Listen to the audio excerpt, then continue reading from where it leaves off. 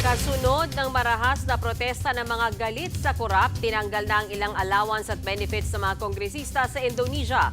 Nagpaalala naman ang ating pamahalaan sa mga Pinoy doon na maging alerto. Narito ang Frontline News Abroad. Sinilaban ng mga rallyista ang Regional Parliament Building na yan sa Makassar City sa South Sulawesi Province sa Indonesia. Isa lang yan sa mga building na sinunog ng mga nagpoprotesta nitong mga nakaraang araw. Sa Jakarta naman pati government vehicles at mga police mobile sinunog.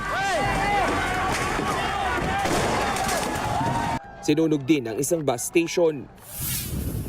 Bukod dyan, pinuntira rin ng mga rallyista ang bahay ng ilang politiko. Nilooban ng mga bahay at tinangay ang mga gamit. 5 tao na ang napapabalitang nasawi sa mga protesta sa Indonesia. Nagsimula yan nang umalma ang mga tao sa sobra-sobrang bonus umano na natatanggap ng halos 600 miyembro ng House of Representatives.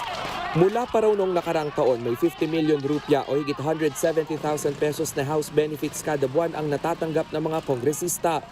10 beses daw na mas mataas yan sa minimum wage. Lumala pa ang mga protesta ng masagasaan at mapatay ng mga pulis ang 21-year-old na delivery rider.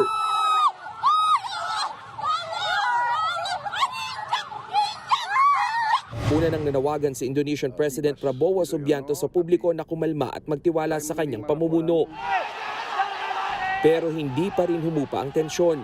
Sa ngayon, tinanggal na ang ilang allowance at pribilehiyo ng mga kongresista. Nagpaabot naman ng suporta ang grupong bayan sa mga nagprotesta. Git nila nag-e-echo o pareho lang daw tayo ng sitwasyon sa Indonesia pagdating sa korupsyon at kawalan ng pananagutan. Nagpaalala naman ang Department of Foreign Affairs sa mga Pilipino roon na manatili sa kanilang tirahan at umiwas sa mga maraming tao sa gitna ng gulo. Sa ngayon, wala naman daw Pinoy na nadamay sa protesta.